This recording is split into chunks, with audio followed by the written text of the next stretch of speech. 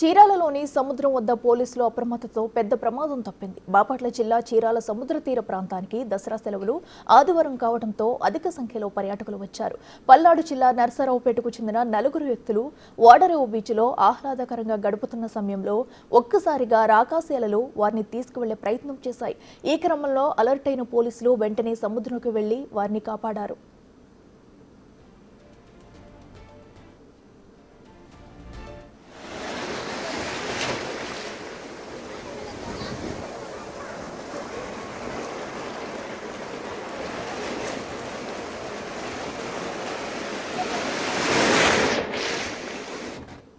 రాకాసి అలల తాకిడికి షేక్ బాషా అనే వ్యక్తి సముద్రంలోనికి చాలా దూరం కొట్టుకుపోయాడు. కానీ పోలీసులు గజ ఈతగాళ్లు తమ ప్రాణాలను సైతం లెక్క చేయకుండా అతన్ని రక్షించారు.